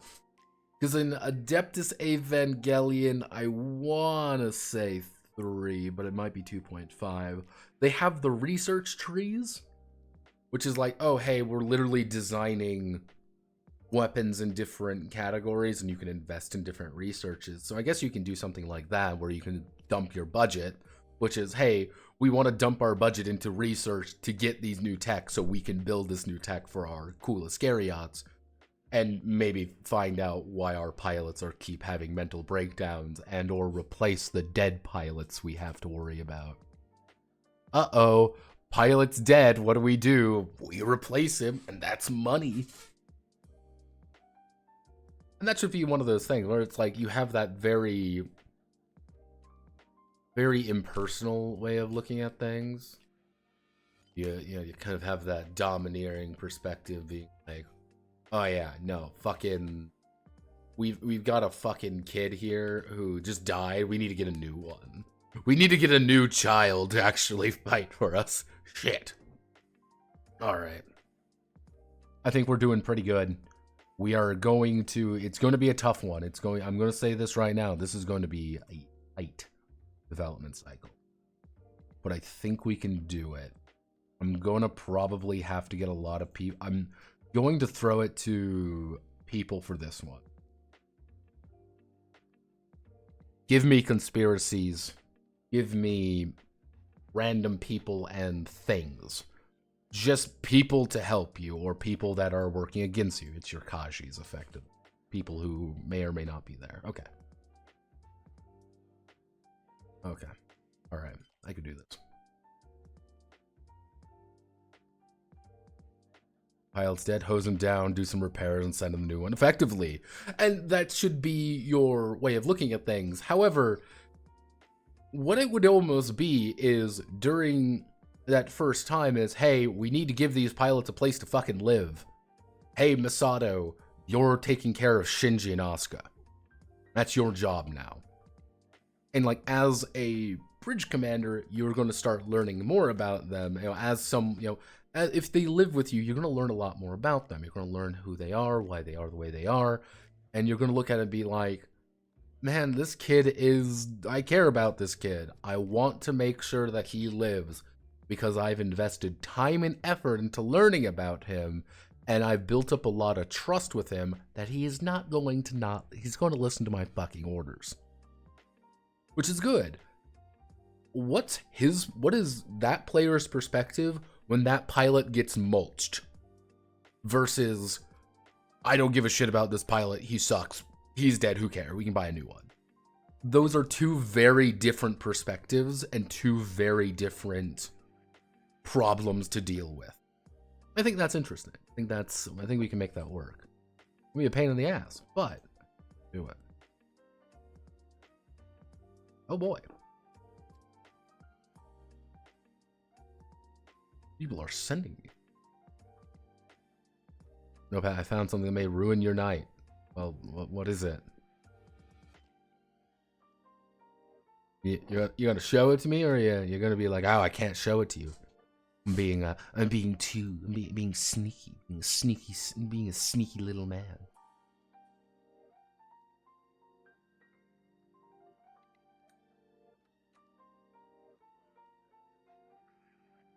It's not on stream material. Everything's on stream material. Must we remind the people about the Urelli mating press situation?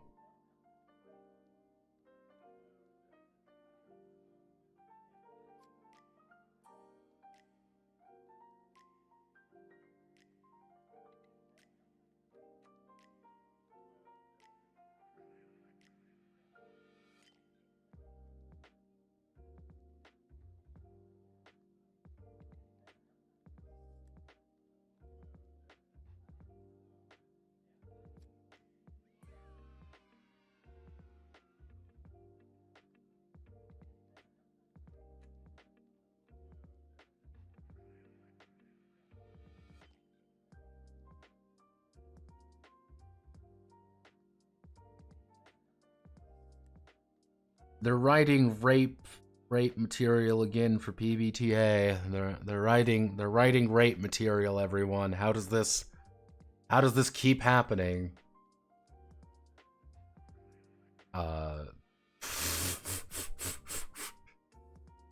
Oh, jeez. Oh, Christ. God, I wish really pressed. First play, like, what the Forrest, what the? First playtest of Praise the Hawkmoth King involved a girl getting raped by her jock boyfriend, injected with bugs, seeking emotional support from the sick girl who is her best friend, giving her life to her best friend, having sex with her, while the jock can feel all of it through the bug heal.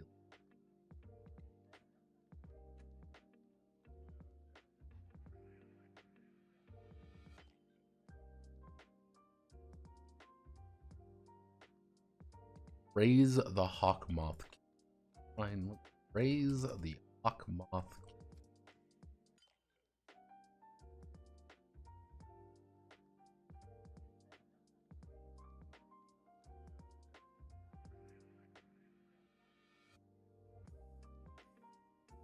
Doesn't even pop up. See, that's the worst part. Like, nothing's popping up here. So I can only make the assumption that Horace wrote this.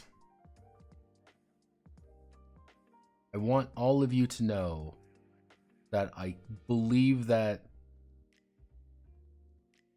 the only correct solution to this is that Horace wrote this.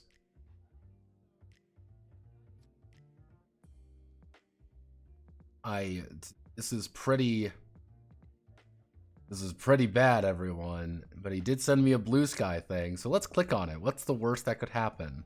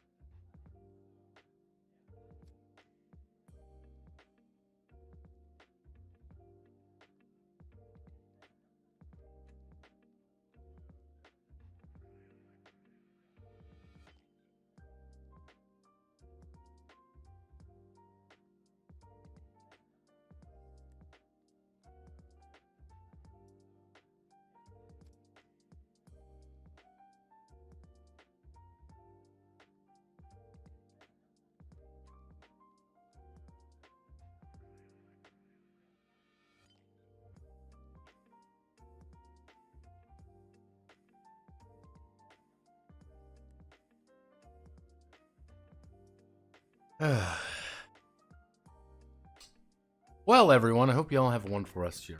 I'm going to kill myself, I guess now. Well, I'm going to finish the script for noties, and once I finish the script for the noties, I'm going to dinner. Probably not in that order, though.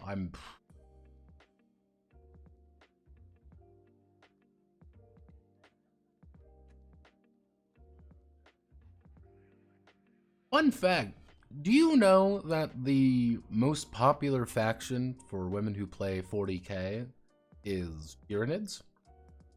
Just a little fun fact there. In other news, Horus's favorite faction is Tyranid. Coincidence? I think not.